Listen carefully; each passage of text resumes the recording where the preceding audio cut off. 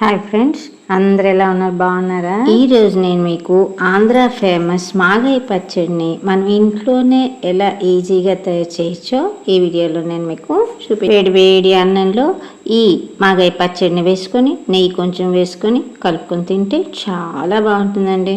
మరి ఆ మాగాయని ఎలా తయారు చేసుకోవాలో చూసేద్దామా? అయితే ముందుగా నా ఛానల్ని ఎవరైతే సబ్స్క్రైబ్ చేసుకోలేదో ప్లీజ్ సబ్స్క్రైబ్ చేసుకొని కామెంట్ చేసి షేర్ చేసి లైక్ చేయండి. ముందుగా ఈ మాగాయ పచ్చడికి కావలసిన పదార్థాల గురించి తెలుసుకుందాం. అన్ని పదార్థాలు మనకి మార్కెట్లో దొరుకుతాయండి, లేదంటే మనం తెచ్చుకొని వాటిని గుండె చేసుకొనైనా మనం కలుపుకోవచ్చు.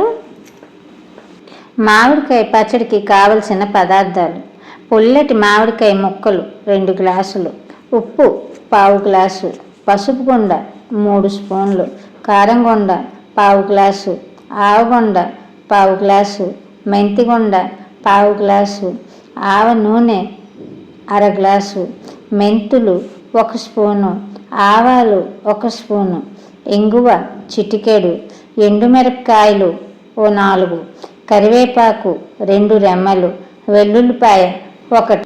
ఆవగుండ, మెంతిగుండ, కారం గుండ మీకు బజార్లో దొరుకుతుంది. లేదు మనకు అవసరం లేకపోతే ఆవాలు, మెంతులు, ఎండుమిరపకాయలతో మనం పౌడర్ తయారు చేసుకోవచ్చు.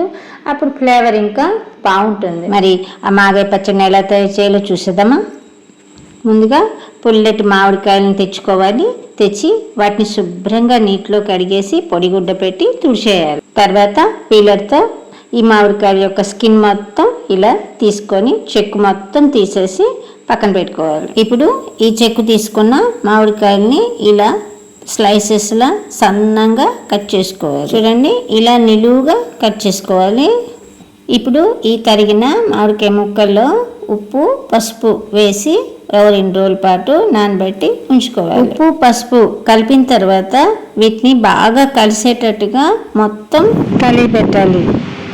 3వ రోజు ఈ ముక్కల్ని తీయాలి. ఇదిగో చూడండి, ఇవి ముక్కలు సెపరేట్గా మీకు ఊట సెపరేట్గా వస్తుంది. కొన్ని కాయలకైతే అసలు నీరు రాదు, అంటే అందుకే పుల్లటి మామిడికాయలు తీసుకోవాలి. పుల్లటి మామిడికాయలు లేనప్పుడు మీకు ఊట పెద్దగా రాదు. ఇప్పుడు మీకు నానపెట్టిన ముక్కల్లో కానీ ఊట ఎక్కువగా వస్తే మీరు ఊటని సెపరేట్గా, ముక్కల్ని సెపరేట్గా ఎండలో పెట్టాలి. మళ్ళీ సాయంత్రము ఈ ఊటలోని ఈ ముక్కల్ని మళ్ళీ కలిపేసుకోవాలి. నెక్స్ట్ డే మళ్ళీ సెపరేట్ చేసి మళ్ళీ ఎండబెట్టాలి. 3rd డే నాడు మరి అవసరం లేదు. చూసుకోవాలి, ముక్క మనకి బాగా ఎండిపోకూడదు, కొంచెం పచ్చిగా ఉండాలి. ఎక్కువగా ఎండబెట్టాల్సిన అవసరం లేదు. ముక్క కొంచెం కలర్ మారితే సరిపోతుంది. ముక్క గట్టిగా మారకూడదు, మెత్తగానే ఉండాలి. ఇప్పుడు ఈ ముక్కల్ని ఊటని మళ్ళీ మనం కలిపేసుకోవాలి. ఇప్పుడు ఈ ముక్కల్లో కొంచెం కారం, వెల్లుల్లి రెబ్బలు కానీ, వెల్లుల్లి పేస్ట్ కానీ, మెంతి పొడి, ఆవపిండి వేసి కలపాలి. వెల్లుల్లి ఫ్లేవర్ నచ్చని వాళ్ళు స్కిప్ చేసుకోవచ్చు.